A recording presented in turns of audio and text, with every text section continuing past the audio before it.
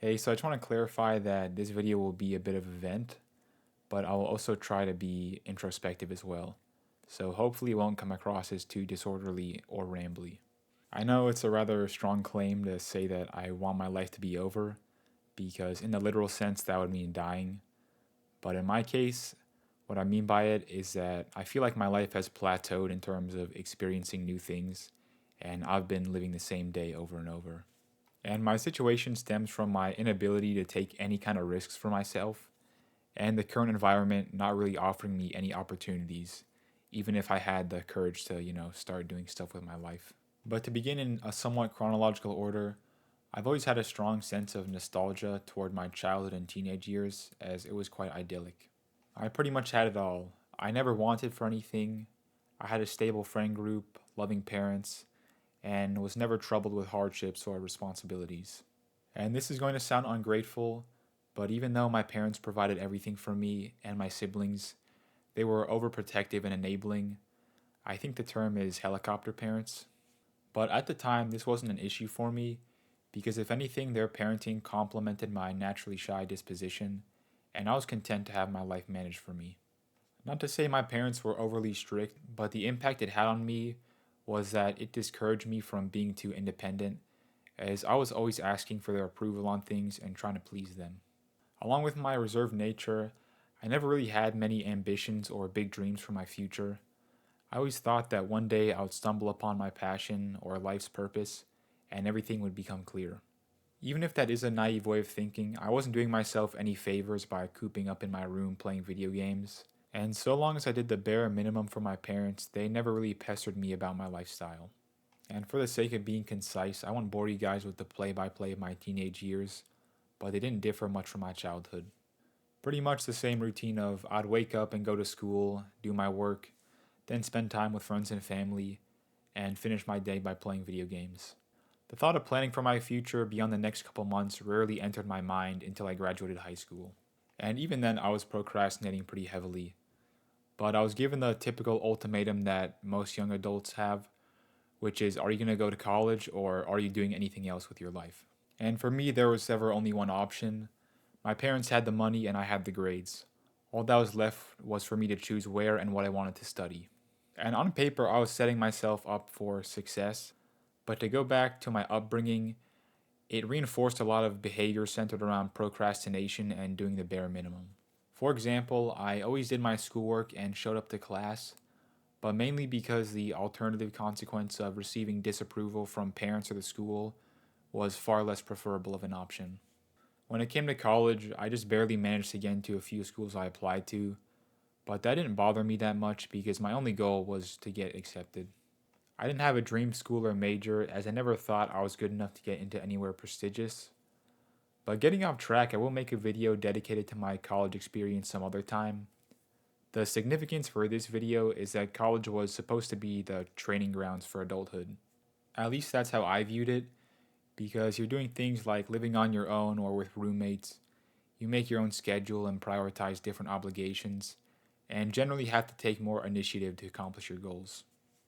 I wouldn't go so far as to say I wasted my college years, but I definitely did the bare minimum, which for me was maintaining the same routine I had when I was in high school. I would attend my classes, do my homework, study for exams, but as that ended, I would just go straight to my dorm room and just be watching YouTube or playing video games until the day was over. Even though it was probably the worst time of my life objectively, I can't help but feel a bit nostalgic for the time I spent in college because it's still preferable to where I'm at now. Well, actually, that's not true because the worst time was when I went to grad school.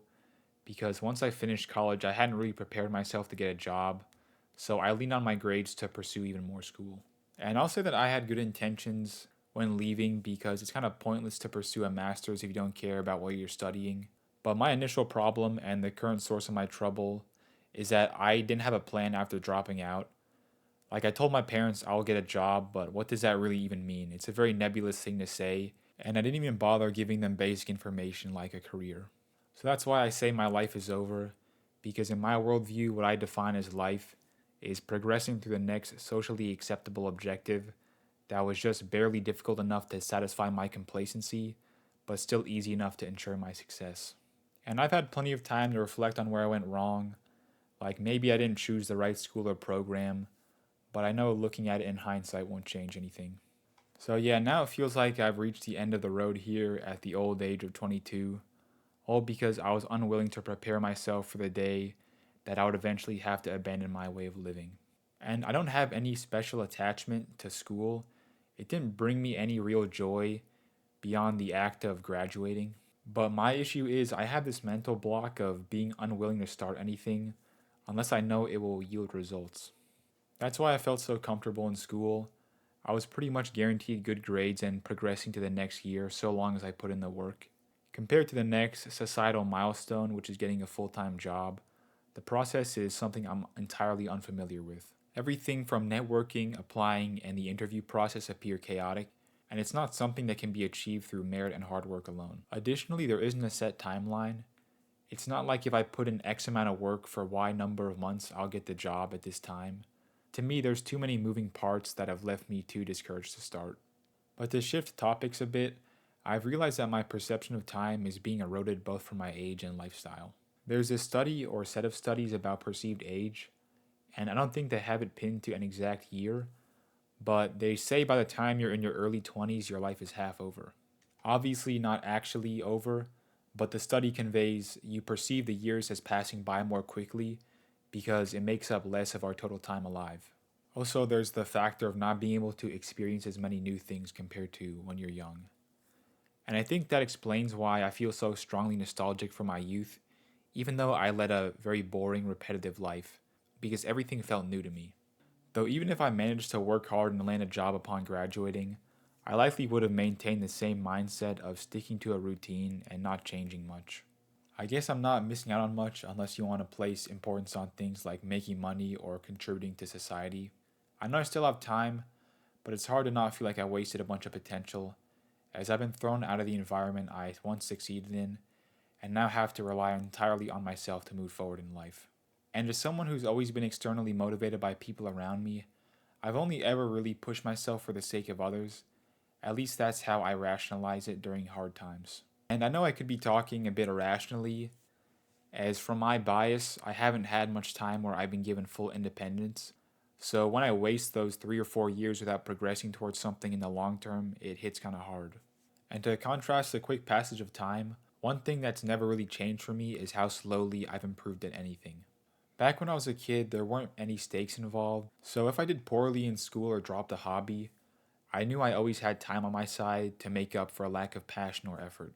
But the consequences of not being able to follow through with your goals starts to compound as you get older because more responsibility is placed on the individual.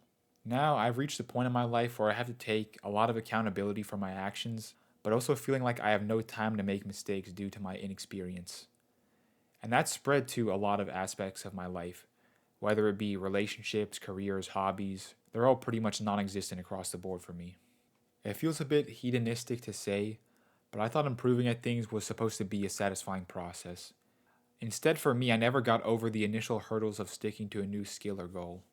And aside from improving at things, even deciding what to do next has been a struggle for me, as I've always been a hesitant and doubtful person, especially when it comes to decision making. And because of that inaction, now I don't have any decisions left to make about my life. Everything feels so far out of reach that there's no point in trying, because based on past behavior, I know I can't stick to things in the long term.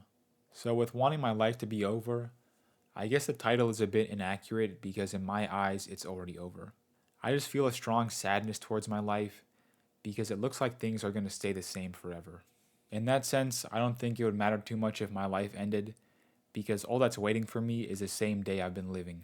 Sorry if that was kind of dark, but I'm done trying to defend the sanctity of life, or specifically my life. Like, I'm not saying I want to die for nothing, but if it were possible, I would just give all my time, youth, and health to some dying cancer patient or someone who never got to live to adulthood, because they probably deserve it more than I do. I know this video is pretty depressing, but I don't have anything too concrete in the way of advice. I'll leave that to those who have actually tried to live their life. I know a lot of what I said in this video comes from a rather privileged and sheltered point of view, so I'm definitely willing to accept any kind of criticism. But I think I'm done with saying anything meaningful, so now I'm just going to talk about some random stuff. I've been getting back into visual novels as one commentary video I made, I brought it up, and that kind of reminded me about how much I used to enjoy them. So I'm currently reading Sayano Uta, and even though it's pretty short, it's been a really enjoyable read so far, so hopefully I can start another one soon afterwards. I also bought a bunch of games over the Steam Winter Sale, so maybe you'll see some different gameplay in the future. Granted, they record well. That is one thing I like to do. I don't want to record the same game over and over, even if it does make for satisfying footage. I don't know, I just like the idea of recording a bunch of different games because I think it adds to the novelty of this channel. Also, I was surprised that last video got any traction because I'm looking at the draft for it and I'm not satisfied with how it turned out. But I think the reason it did well was because I put the phrase YouTube algorithm in the title. And I'm sorry the videos have been very short, but almost all my points are scripted out, so I can only talk about one topic for so long. That's why I'm rambling for the last couple minutes of this video. I'm not one to upload entire commentary videos where I ramble about my life or whatever I feel like talking about at that given moment, as I'm not nearly interesting or articulate enough to make it engaging. But with that, I think I'm going to end the video now, so take care everyone.